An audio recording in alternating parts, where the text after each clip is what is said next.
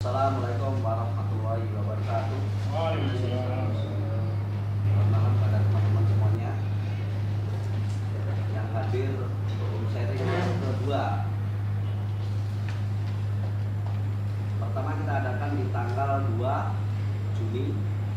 Nah, yang kedua ini baru kita laksanakan tanggal 22 hari ini. Kebetulan hari ini adalah kita buka puasa bersama.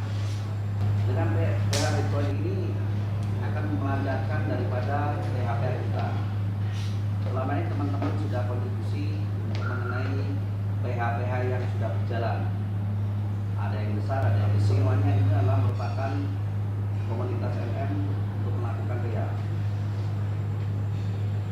Saat sekarang keadaan MM adalah sangat kondisi lancar.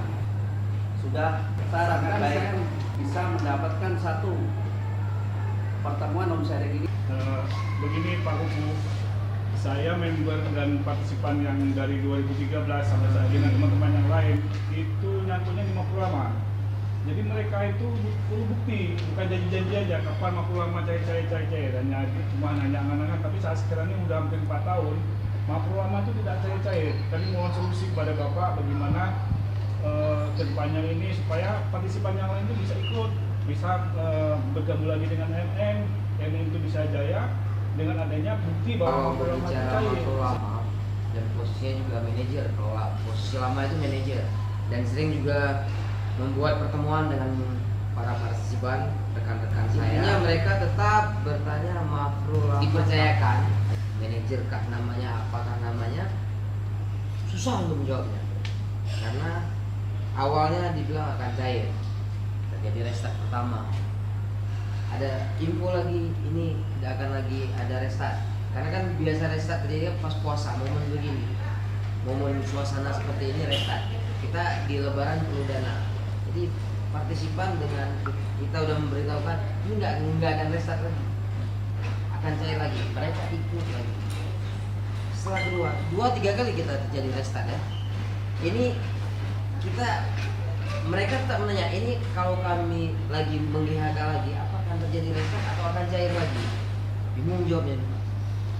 Mohon bantuan dari Pak Ketua untuk arahan bagaimana kita mengatasi para partisipan supaya MM kita yang saya tekankan begini, kita Aceh ini kan salah satu yang paling aktif lah bisa dikatakan, tidak hanya dalam soal PHGH tapi juga dalam home sharing. Home sharing kita ini sering kita lakukan, kemudian kita berdiskusi tentang hal-hal teknis maupun hal-hal lain lah tentang kekerabatan kita. Namun seiring perjalanan waktu, semakin hari semakin menurun antusias kita untuk home sharing. Karena jadi ya persoalannya secara umum itu tentang Mafrul lama yang tidak cair-cair. Karena asal kita hadir ke home sharing, kita meluangkan waktu, kemudian pikiran, kemudian kita menanyakan tentang home sharing juga tidak ada jawaban yang konkret ya. Termasuk kita tidak menyalahkan ketua rapat karena beliau juga bukan bagian dari sistem yang akan mengatur sistem, tapi juga bagian dari kita juga yang mengalami Mafrul.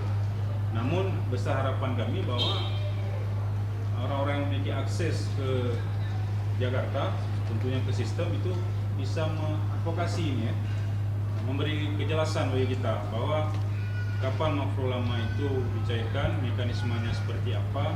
Kapan sekarang ya PH juga, tapi mungkin tidak bisa sebesar dulu. Tapi kalau harapannya Mafrul lama cair, saya pikir partisipan juga yang makin bertambah, juga nilai dari PH akan juga lebih besar. Terima kasih kepada Pak Uku sudah memberikan waktu pada saya. Saya sebenarnya nggak mau bertanya, cuma sekedar menyampaikan beberapa undang-undang dari saya, partisipan saya, dan juga bawaan-bawaan saya yang lain. Saya merasa hari ini bukan kecewa, tetapi kalau bisa teman-teman yang lain juga setuju Mafrul lama itu bagaimana cara bisa cair. Ini kan momen-momen puasa ini, lebaran, ini kan mayoritas orang Indonesia ini memang mengharapkan di situlah kalau bisa cair Mafrul lama di situ. Kita ingin kalau memang ini memang sudah mengglobal, membuat besar gitu, tapi kebanyakan ini kebanyakan nih, kita sendiri di Aceh ini itu belum semuanya tergerakkan karena mereka masih memikirkan mafhum ulama yang beku. Jadi tingkat kepercayaannya masih sedikit. Andai kan bisa di bulan Ramadan ini mendekati Lebaran ini dicairkan mafhum ulama itu akan lebih bagus. Dan saya yakin yang ini akan segera mengglobal seperti dulu. Karena kita tahu restart ini dulu di bulan Ramadan dan puasa di yang 2014. Nah, saya mengharap 2016 ini bagaimana cara mafhum ulama yang betul bisa cair sehingga timbul kepercayaan kepada partisipan bawahan kita akan invest kembali. Terima kasih Pak Ketua atas waktunya untuk saya. Kalau saya melihat pada hari ini ada kesimpulan yang bisa saya tarik. Ya, ada dua hal yang terpenting hari ini adalah kawan-kawan pada hari ini berharap bahwa mafhum ulama harap dicairkan segera. Ya. Dan ini sudah menjadi ibaratnya mungkin sudah bulan-bulanan. Ya, dari pihak MPM sendiri mengatakan bahwa ini akan cair, tapi sampainya ini belumlah terrealisasi. Ya, itu pertama. Untuk yang kedua, ya kan, kita selama ini sudah membangun, ya, home sharing kita adakan, selalu kita adakan. Saya juga melihat di tempat lain juga mengadakan home sharing, dan tidak dipungkiri, saya melihat pada hari ini, ya, bahwa home sharing itu seolah-olah yang hadir juga terus berkurang, dan saya melihat itu, ya. Tidak di tempat saya, mungkin di tempat lain juga begitu. Nah, sekaranglah kita perlu meminta apakah home sharing ini akan kita lanjutkan dan kita buat terus, ya, sampai kapan pun kita nggak tahu, apakah itu sampai mafhum ulama keluar atau bagaimana. Ini kesimpulannya. Dan saya minta untuk kawan-kawan, apakah kita akan melanjutkan home sharing atau bagaimana? Apa yang dilakukan keluar dan cair sebelum Lebaran? Apakah setuju kita akan terus membangkitkan MMM di Indonesia? Setuju. Alhamdulillah. Dan ini adalah kesimpulan kita, bahwa kita akan terus berjuang untuk MMM sampai kapanpun.